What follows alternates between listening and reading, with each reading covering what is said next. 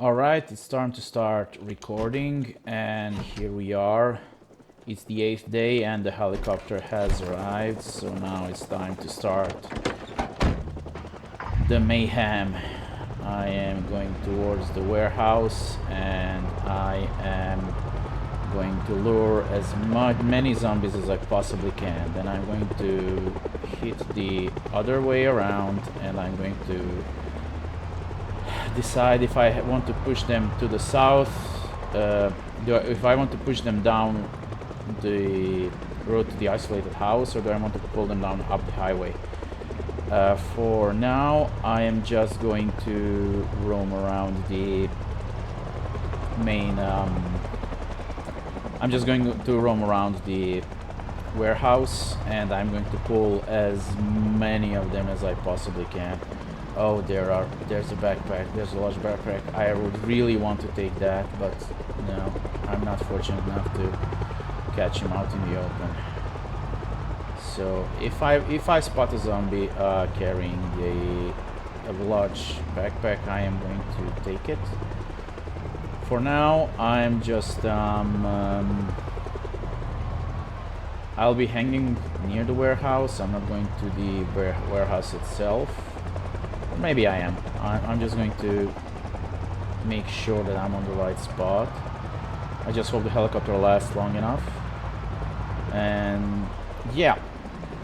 So there are a couple of theories, like what is this helicopter really about, and some people say, yeah, that's the military trying to help, and others are saying like it's just some random asshole reporters like looking for a story.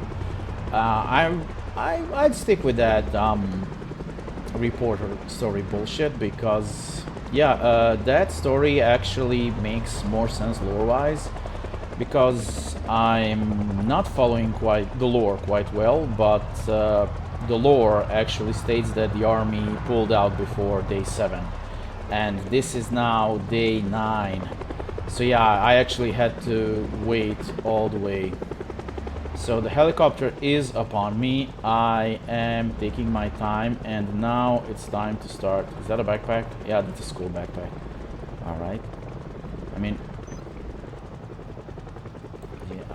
I really don't mind if you would pull more zombies in my range. So I will be idling. Are they coming my way? No, they're not. Wow, this helicopter really sucks. He's already leaving? Oh man, that was very anticlimactic. I was actually hoping for a longer helicopter run.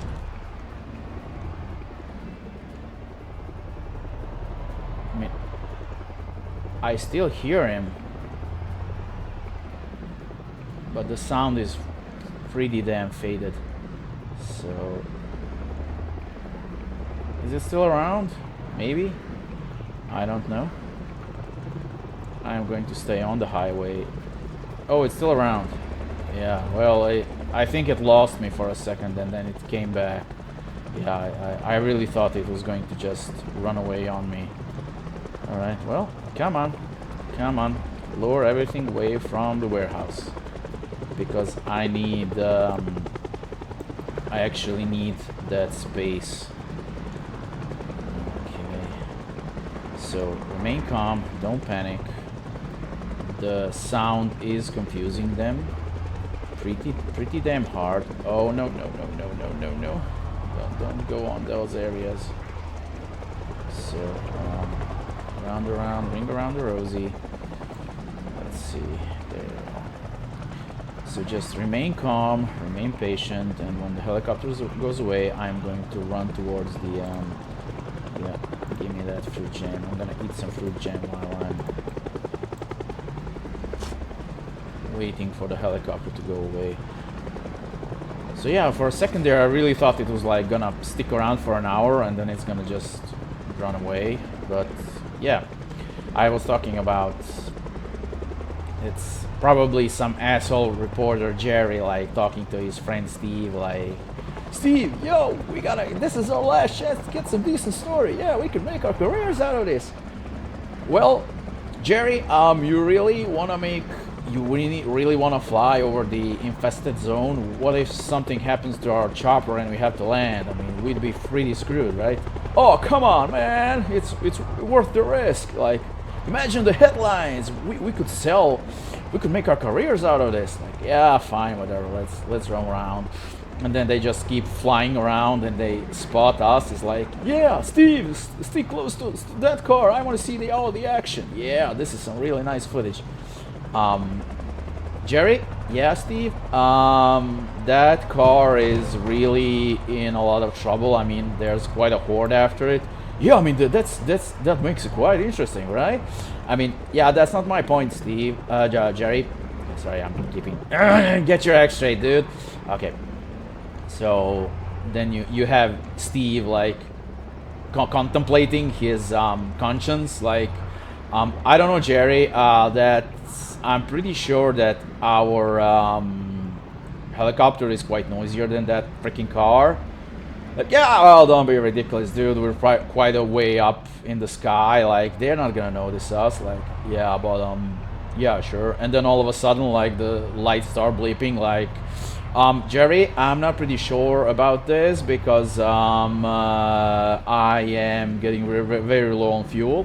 So I'm gonna have to pull back. Like, come on, Steve, don't be a pussy.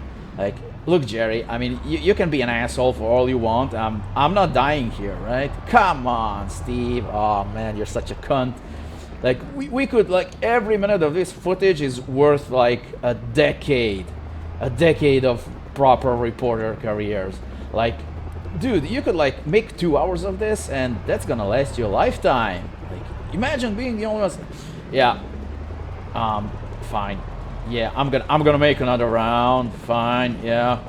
Because, yeah, I can't believe you talked me into this, Jerry. Like, I'm really starting to doubt this. I mean, I was quite happy with what we got, but yeah, then you just had to, you know, this doesn't sit right with me, Jerry. Oh, come on, Steve. Like, you see that car? I mean, that car is pretty safe. That's a pretty sensible driver.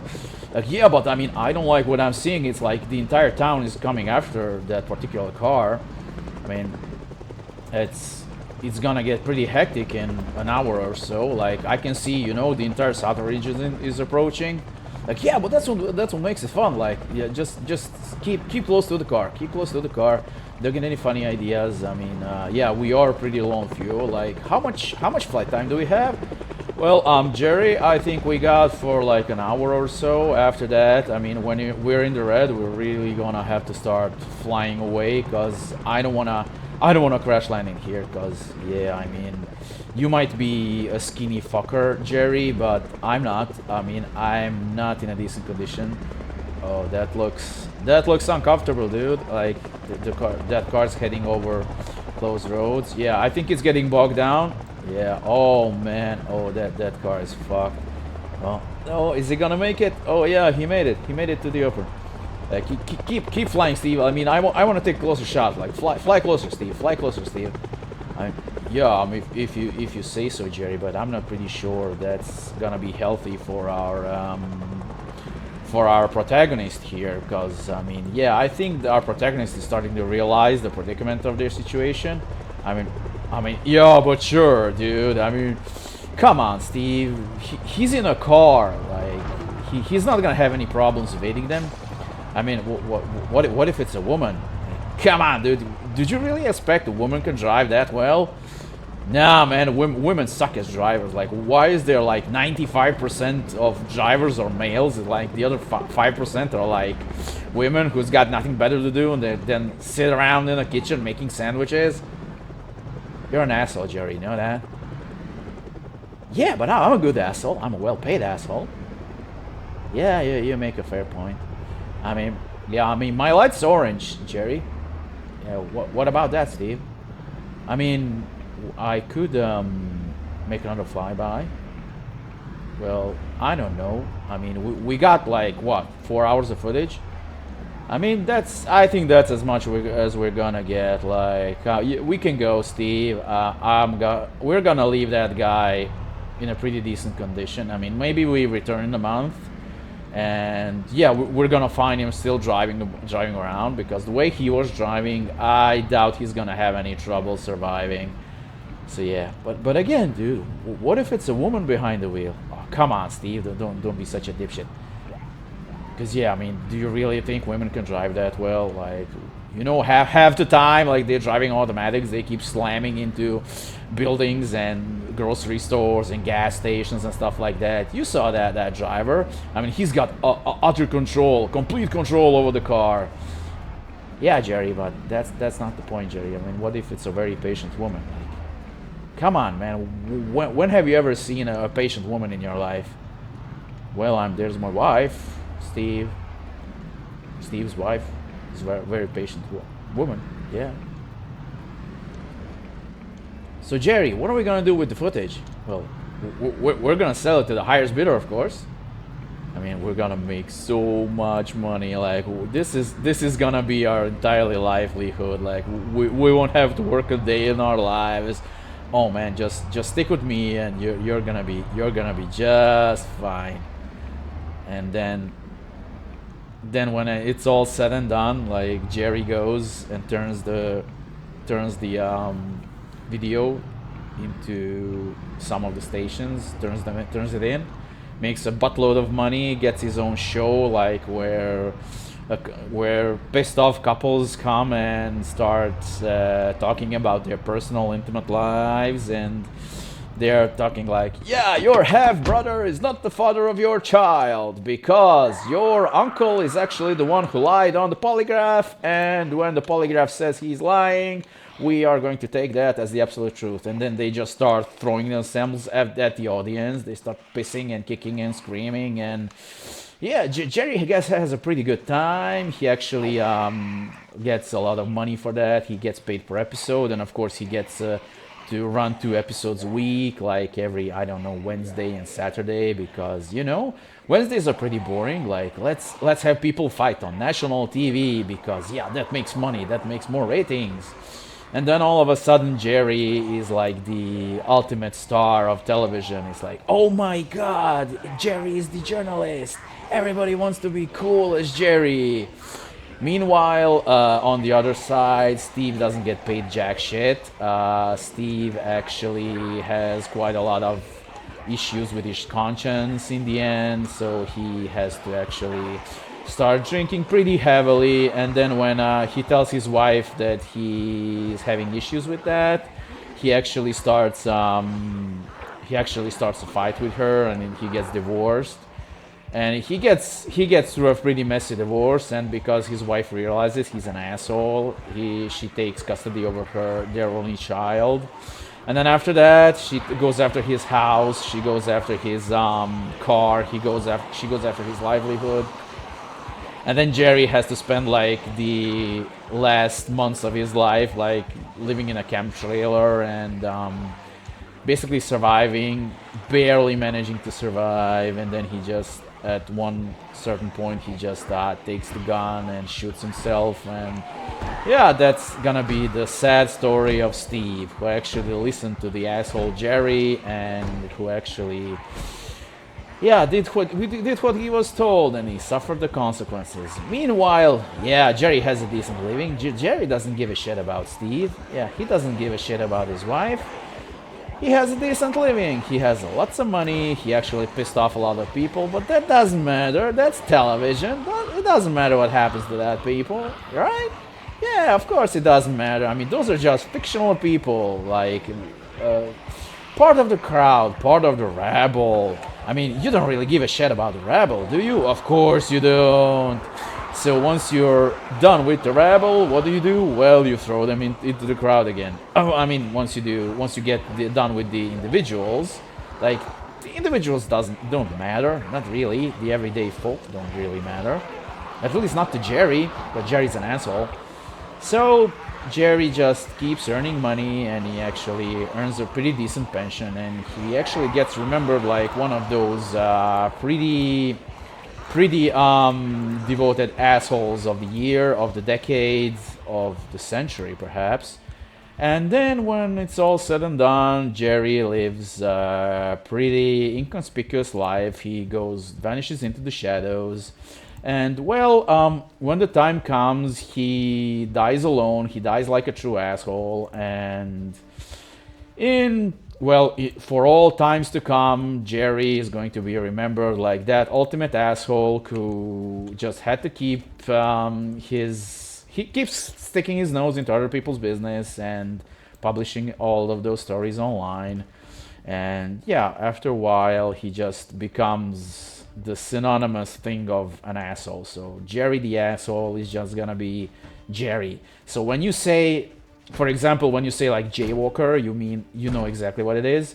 When you say Jerry, you know immediately it's the story of the asshole reporter. And pretty much every single time whenever a reporter starts acting like an asshole, it's gonna be like, yeah, he's not an asshole, he's a Jerry. So yeah. Oh man, that was a mouthful. You know, oh my mouth is sore from that. Okay, please, have one door open. Have one door open. I don't want to smash windows, especially not when there's a crowd on the other side. I am tired, but I am going to take that chance. I am just looking for the. Please be opened. Open. Oh, the window is crashed. All right. Remove broken glass. Yeah, I am. Oh man, I am. That narration really got the best of me. My mouth is pretty dry. Okay, so we are looking for. I just need. Okay, propane torch.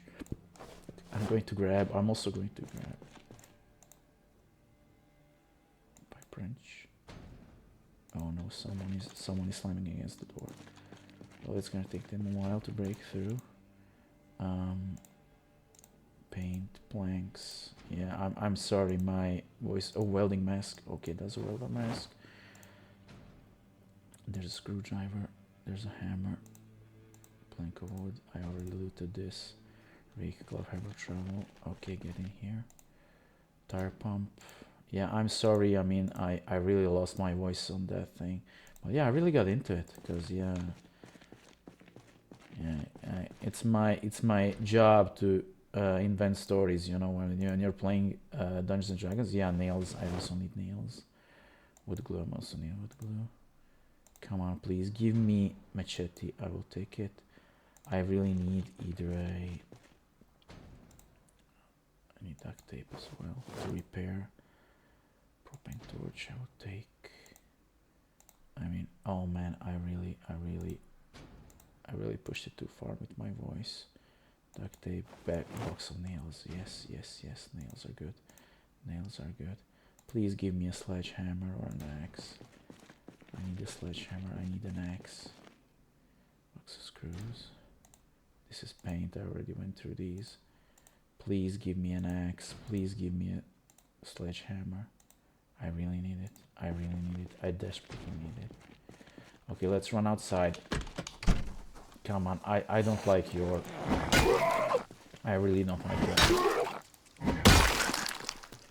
I am tired because... Yeah, I screwed up my sleeping schedule waiting for the helicopter to come. I'm going to offload everything I have into the truck. And then I'm going to go back to look for the sledgehammer. I actually almost finished reading the mechanics book while I was waiting for the helicopter. And oh, I thought I heard a zombie. Yeah, I almost finished reading first aid with the 186 L2 200. All right, let's head back inside. I am hungry. I'm not going to think about that. Empty bottle. Now, as you can see, now the icon of the duffel bag is visible, but not because I changed any setups, because as I was looting one of the houses actually had hand axe. Okay, that's good enough. That's good enough for chopping wood. So I am covered with that. Let's keep on looking. I need a sledgehammer. Now I just need an axe. Oh, free hand axes. All right, I'll take those. All right. I'm not gonna pick up anything else. There are seeds in here. I can return at a later time, and then I'm box of nails. Yeah, nails are going to be needed. Pipe wrench, I'm going to take one. I don't know if I have, if the one I have at base is going to last. No, no. Oh no, I don't see a sledgehammer. I'm going to stay. I'm going to stay, and if you know what? You know what? I'm actually going to think ahead, and I'm actually going to park the car inside because there are no zombies right here at this moment. If I have to run, I'm going to run backwards. I'm going to put the car in, and then because I already looted that side, I'm going to open the I'm going to sleep in the car, and I'm going to open the door, leave, and run away. So I am going to remain in here until 10 or 11 o'clock, and then I'm going to go to sleep. So far there are no zombies to pester me. So let's check this area again, slowly and carefully. Hand sight is a good. Okay, nails. Yeah, so we haven't checked this. Let's head back here. So let's continue checking from this point. And I am getting pretty tired. So at 10 or 11 o'clock, I am going to go to sleep. I need a sledgehammer. And I'm not... Crowbar is good. I'll take the crowbar. I will take the wrench. I'll take all three of them. And yeah, let me just get down to the flat area, and then I'm going to put everything into the... There it is. There's the sledgehammer. All right. There's a sledgehammer. So I can actually go back to the base. I'm not going to risk it. Because, well, they could migrate. I mean, they could actually migrate twice by the time I get... All right, we are good. So we have 4 hand axes. They're not good for... They're not actually quite good at chopping wood, but yeah, this is something we actually...